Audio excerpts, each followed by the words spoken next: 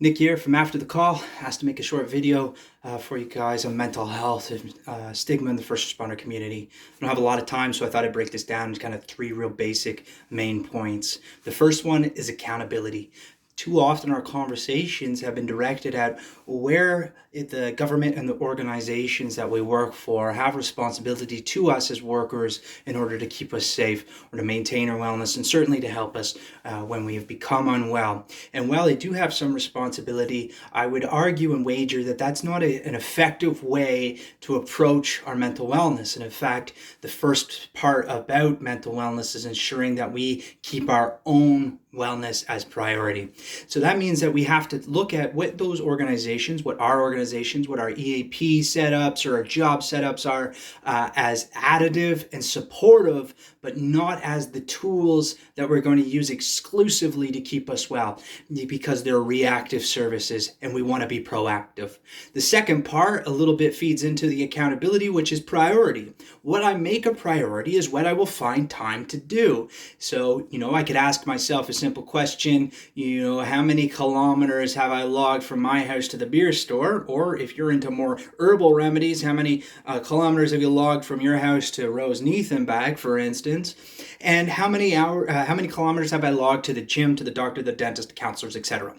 It's not that they're supposed to be equal, but the point is that if I've made it a priority that I'm going to the beer store every night after work or every Friday or whatever, I have made that decision that is more important than some other action. So all I'm saying is that we have to make a priority for mental health, and we have to take that priority onto ourselves. Our organizations and businesses aren't going to make that a priority that is actionable for us. We have to take it. And I can tell you that it is much, much easier to take the time required to find out where support is, find out if it's going to be effective to us, find out how to look them up, find out what it's like to go through assessments, what it's like to go through the phases, what it's like to get to know somebody, and what it's like to get into counseling and maybe not jive with the person that we're seeing. And so we got to find somebody else.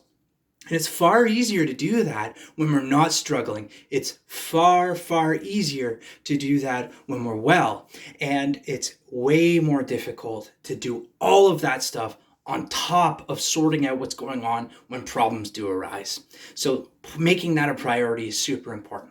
The third one is prevention. And this is the biggest payoff, because whatever we're doing right now, if we're well right now, what we're doing right now, we just look at to say, what is the healthy things that I'm doing that is keeping my wellness? Maybe it's keeping connected with friends, keeping healthy physically, doing those checkups, going to the doctors. Maybe it is going to a therapist or counselor, once a year or bi-yearly if I'm doing well, just to ensure that checkup is happening. And if I'm not doing those things, what are the healthy things that I'm doing? And what are the unhealthy ways that I'm coping with difficult and stressful situations? And I'm not trying to rain on our parade. I understand that it's Saturday, for instance, but if I'm, utilizing alcohol, which we know is a problem in the fire service, or I'm utilizing any other drugs, substances, sex, gambling, whatever it is, in order to cope, in order to avoid feeling those difficult feelings because I have no other skills or tools, then that is a recipe, or at least a step towards mental unwellness, and we have to address that.